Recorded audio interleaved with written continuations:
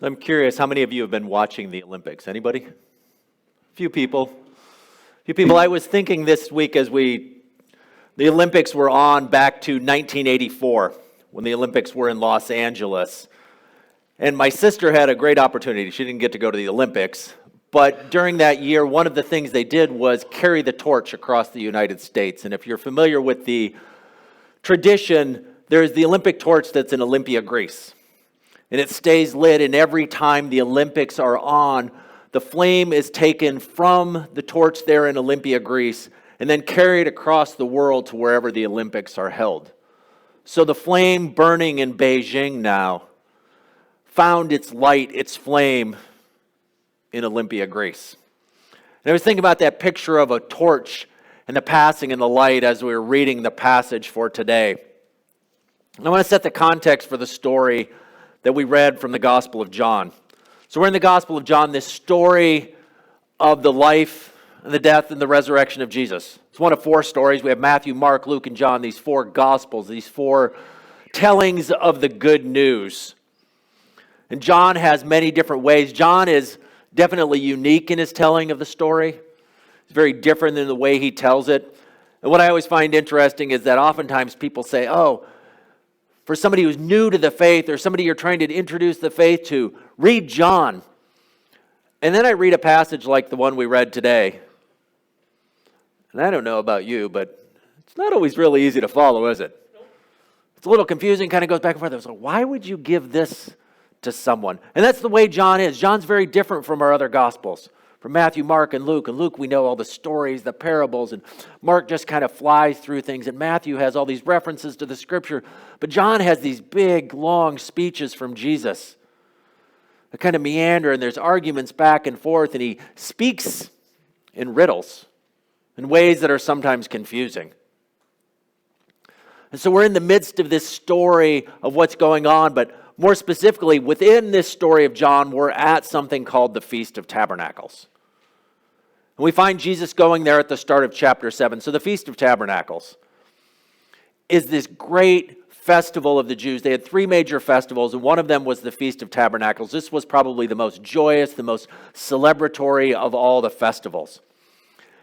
In it, the people would come, and tabernacles is a fancy word for booths or tents. They would come and they would stay in these tents or booths constructed out of branches.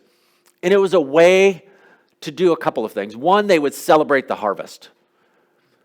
But in celebrating the harvest, they remember God's provision, the way God provided for them, and specifically the way that God provided for them when thousands of years before, God had rescued the people of Israel who were in slavery. God's people, the Jewish people, had been in slavery in Egypt, and they had been brought out, and all their festivals ultimately point back to that. But the Exodus or the Passover festival kind of celebrates the coming out. The Tabernacles celebrates the time they're in the desert. Because after they come out of slavery, they spend 40 years in the desert. And while they're in the desert, there aren't grocery stores, there aren't fast food places, there aren't watering stations. But instead, where do they get food? Where do they get water? God provides for them. When they're in the desert and it's dark, they don't have flashlights. They don't have headlamps.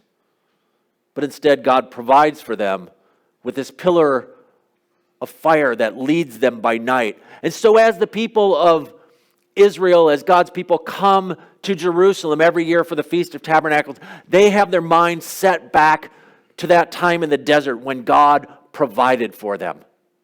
When he provided food for them to eat, when he provided water for them to drink, when he provided light to light their way at night. And so they come and they celebrate this gift of God's provision. And in chapter 7, we find Jesus at the Feast of Tabernacles.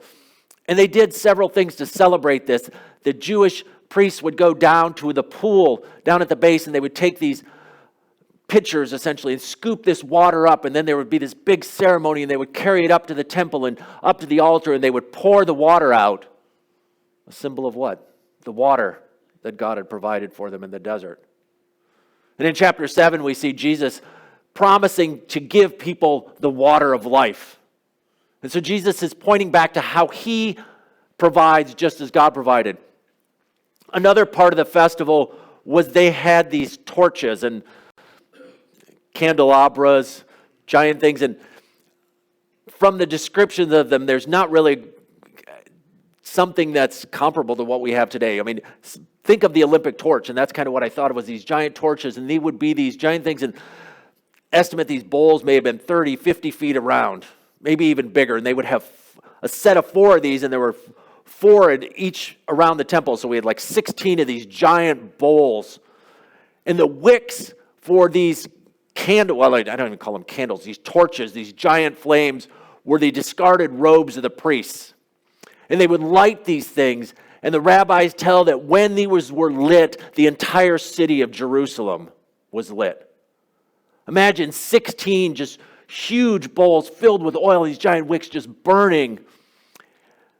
Now for us, we go to the city, we go to the town, and we're used to it. I mean, we go somewhere where it's dark, and we're like, well, what's going on here? Who turned out the lights?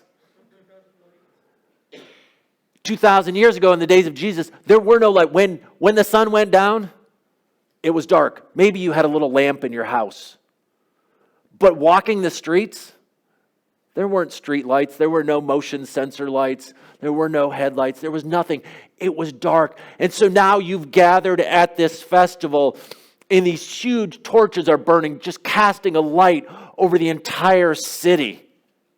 A reminder of the way that God had provided light in this pillar of fire to guide the people through the desert. And now we're not sure exactly when Jesus got up to speak. It may have been on this last day when the lights were burning, or it may very well have been after the lights had been extinguished. And so we come to this part where he stands up and he says, when Jesus spoke again to the people, he said, I am the light of the world. Whoever follows me will never walk in darkness, but will have the light of life. So we're standing there. You're a Jewish person, and you've seen the city bathed in the light of these giant torches. You're remembering the way that God's people had the light of God going before them, leading their way into the desert. And then Jesus stands up and says, I am the light of the world. And when Jesus says this, then we go into this long conflict back and forth. And you heard that in the reading back and forth. The people are questioning, well, what's your authority to do this? Who's your witness for it? And he answers, and they have questions for them. And then he answers, and they have questions for him. And he answers, and they have questions for him. And there's doubts, and there's back and forth. And we stopped at verse 32. It goes all the way down to verse 58. Just back and forth and back and forth. And then one of the big focuses is who's telling the truth? Who's the fraud and who's the true witness? There's a whole lot about Abraham. You see this name Abraham show up 7 times in the passage. Abraham is the hero of the faith in some sense for the Jewish people. He's the one who was the one that God had given these promises to, the beginner of the father of the nation, both literally and figuratively, the one who demonstrated what faith looked like. And so they're looking back, and there's arguments about who claims Abraham and who belongs to him. And we could spend a long time, we could spend weeks just on this passage, kind of taking apart all the different parts and the arguments back and forth. But I want to focus on, for today, just this picture of Jesus' light. And in particular, one of the things that light does, and that's clear, what does light do? Helps us see, right? It helps us to see. And so when Jesus talks about the light of the world, and next week when we get in the passage, there'll be some more looking at that, about this idea of seeing and not seeing. But he helps us to see the truth of our identity. He helps us to see about slavery and freedom. We started reading that in verse 31 and 32. Where Jesus says, then you will know the truth, and the truth will set you free. And I just want to read a little bit more, verses 33 through 36. He says, they answered him, we are Abraham's descendants and have never been slaves of anyone. How can you say that we shall be set free? Jesus replied, very truly I tell you, everyone who sins is a slave to sin. Now a slave has no permanent place in the family, but a son belongs to it forever. So if the Son sets you free, you will be free indeed. And the real thing going on is this idea of identity. Who are they? And the people keep going back to this connection with Abraham. They keep going back and they keep wondering, so what were the sons of Abraham? We have Abraham as our descendant, and Jesus as our father. And Jesus says, well, no, it's the father of lies, and they go back and forth. But this idea of the connection with Abraham. We are Abraham's descendant, verse 39. Abraham is our father.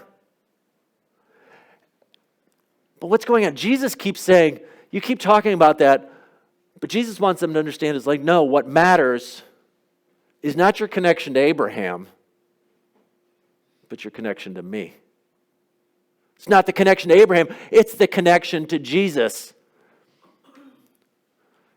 And now we say, well, we don't talk about Abraham. We sing songs once in a while about Abraham. We know about Abraham, but we don't trust in Abraham. But my question is, do we sometimes trust in our own religious heritage?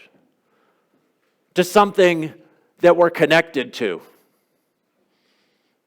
Maybe it's our parents' faith. Maybe we say, well, my parents, they were in church all the time, and they were good Christians, and he was a deacon, and she was a deacon, and she taught Sunday school, and we look back and we say, here's where my faith is. Or there was that time back in 1983 where I walked down to the front of the church and I gave my life to Jesus. There was this time back in the past when we did this. Or I'm a member of the Evangelical Covenant Church. Or I'm a member of the Presbyterian Church. Or I'm a member of this. Or I was baptized at this age. And when we do that, we're doing the very same thing that these people are doing. They're looking back to a trust in their religious heritage. Now, there's nothing wrong with our religious heritage. We celebrate that. We remember the people who went before us, the people who gave their faith. But what Jesus wants us to understand is we have to have our own faith.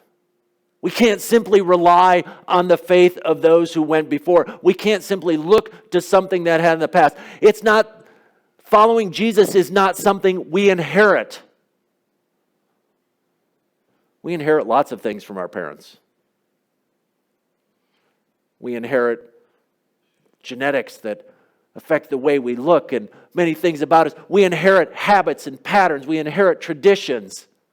But one thing you cannot inherit from your parents, one thing they can't leave to you in their will, one thing your grandparents or your aunts or your uncles or family can pass on to you is life in Jesus.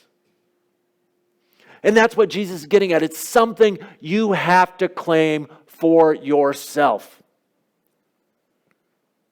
That we can't just be looking to the past and say, oh, back then I was a follower of Jesus. Jesus is saying it isn't just about back then, it's about now. And it's not just for us as individuals, it's sometimes for us as a church too.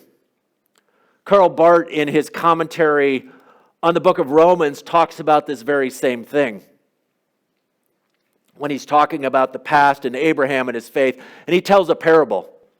He tells a parable of a group of people who are on a journey. And they're on this journey westward, and they come to a place where there's a sign that points them to the west. And they stop underneath the sign. And underneath the sign, they start to celebrate. They write songs. They create liturgies. They tell stories. They begin to live there. They send a few people forward and discover, and the people come back and say, yeah, it's there. But then the next generation comes. And then the next generation after that. And they're still living under the sign. Because they've forgotten the destination to which they have been called. They've forgotten the journey to which they are on. And Barth's point is that sometimes the church does the very same thing. We forget our purpose, or we come to the place and we come simply to the sign, we come simply to the point, or we come simply to this place in the past in our heritage, and we're stuck there rather than recognizing the true call is to move forward into life in Jesus. And so sometimes churches, and by churches I mean local bodies, local expressions of Jesus, can do the very same thing. We start on the journey, we're intending the journey, and we have some great times along the journey and great things happen, but then we get stuck in that one place and we never realize that the goal is to continue on in the journey. But instead, we look back and we say, how do you remember when? Do you remember when we did those things? And we live in the past.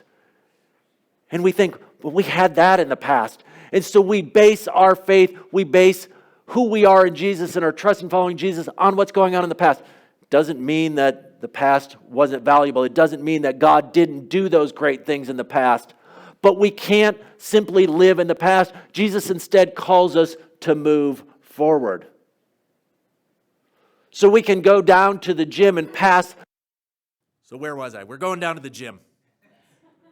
We're on our way down to the gym and we pass a picture on the wall and there's these hundreds of kids gathered at Fruitland Covenant Church, and we should rightly celebrate that and say, look at the way we met people and we reached out to a community and we invited them to follow Jesus and lives were changed.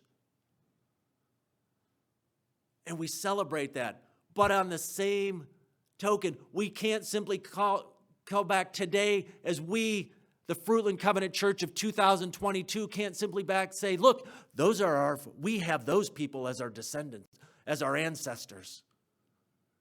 Instead, what we have to look and say is, who are we today and how are we following Jesus and expressing his life today? And so part of it is the question of where do we find our identity? Where do we put our trust? I'm going to switch gears totally and talk about something different. About the idea of tribalism.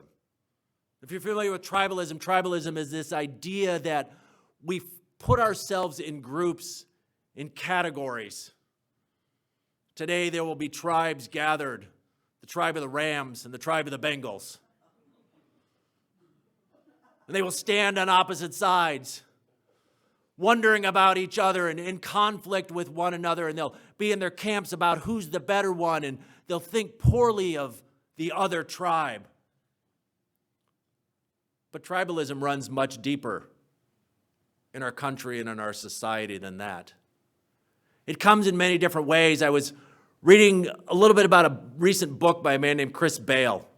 And Chris Bale wrote this book about the media of social, or the prism of social media.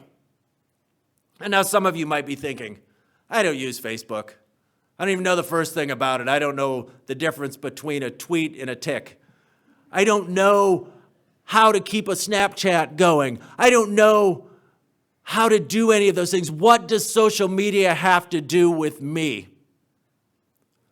Well, Neil Postman back in 1985 wrote a book called Amusing Ourselves to Death. And he talks about, Neil Postman was in some sense a prophet, and he talked about the way that our society is shaped, and he was talking simply about television and the way it shapes it. But what Neil Postman made the point was that we do not have to watch television to be affected by the culture of television. Unless we are completely separate from anyone else who watches television, all those things that revolve around it affect us. And in the same way, we don't have to be on social media to be affected by what goes on there and the way in which it shapes us, unless we are completely separated from other people who are on social media. Because we have conversations, and what Bale gets to in his book, and he did this long study of how social media acts as a prism. And one of the fascinating things that he talked about in social media was that what social media tends to do is mute the moderates and elevate the extremes. It mutes the moderates and it elevates the extremes. And what he's saying is sometimes people go on social media, and the reality is most of us, if we were to put ourselves on a spectrum of our political views or our religious views and stuff, most of us fit somewhere along the middle. We may be in the center, we may be a little to the right of the center, we may be a little to the left of the center, and that's where most people live. There's a few who sit at the far extremes of either end. But the nature of social media is such that all the people who kind of live in the middle their voices go down. And the people on the far ends get lifted up. The consequence of that, and the reason we're talking about that, is because what happens then is that we, for most of us, and the sociology is different, those extremes are maybe 3 to 5% at either end. So be generous, say 10% of the people are in the extremes. That means 90% of us live in that middle somewhere. Now, imagine that you go on social media or you interact with people on social media and you feel like your voice is never there. All you hear are the extremes, or when you try and say something, your voice gets shut down. The consequence of all that is isolation and alienation. When we say something and it feels like nobody's listening, what happens? We feel alone. When we look around and we think that no one is like us. Again, go back to the Super Bowl. Imagine walking into a sports bar and you've got your Bengals shirt on and everybody else is dressed for the Rams. How would you feel? Alone and isolated, and you'd want to just kind of back out the door. But the same is true for political views or religious views, that if we start to feel like we're all alone and that our voice, or that no one else thinks the way that we do because the moderates have been muted and the extremists have been elevated, we start to feel isolated, we start to feel alienated. And the result of that is we start to seek out love and acceptance in other places. We start to form tribes. We start to seek out something else to give us meaning and stuff, instead of finding it where it ultimately does. Because all these other identities, all these other things that we claim ultimately fail. And what Jesus is pointing us to is the call to find our identity in Him. Because that even talks there where in the initial conversation with them, where they challenge Him, and Jesus says, well, I know where I came from and where I am going. And so one of the questions is, do you know who you are and what your identity is? Or are you being shaped by the culture around you to start to cling to another tribe rather than clinging to Jesus and who He is? And so Jesus is saying, I am the one who can give you your true identity. I am the one who can reveal to yourself who you truly are. I am the one who can shine a light on these false ideas and these false narratives, these false stories, these groups that we cling to give us a sense of purpose, the groups that we cling to give us a sense of hope, whether it's the Republicans and the Democrats or the anti-woke or the CRT folks or whatever categories. We find ourselves in all these categories to try and help ourselves to fit in. And Jesus is saying, don't put your hope, don't put your trust, don't try and find your identity in those things, but instead find your identity in one place. And the only place to find our true identity, to find who we truly are, to find life in and of itself is in Jesus. John starts his gospel that way, where he says, in the beginning was the Word, and the Word was with God, and the Word was God. He was with God in the beginning, and through Him all things were made, and without Him nothing was made that has been made. In Him was life, and that life was the light of all. And the light shines in the darkness, and the darkness has not overcome it. You see, Jesus is saying, I am the light of the world. In other words, in Him is life. Jesus is not saying that He simply points the way to life. Jesus is not saying that it comes from other places or that we can do. I'm skipping ahead a little bit here. Sorry.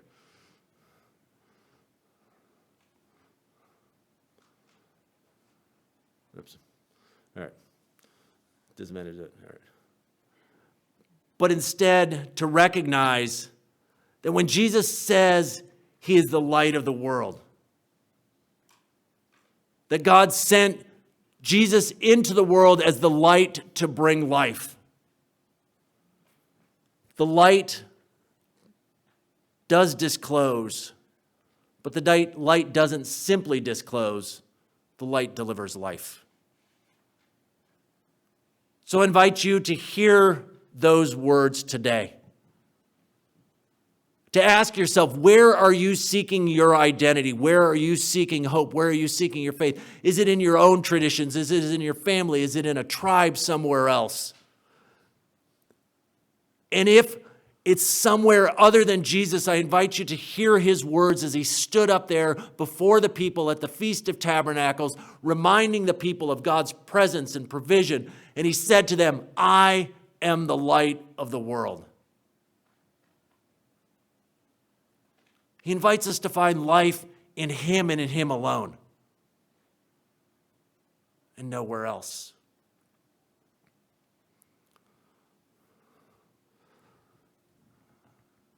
So may we see today, may we see through Jesus, may we see in Jesus, may we see Jesus and see him as the light and the life of the world, and give ourselves to him. And then, as children of the light, shine brightly into the world around us. Amen.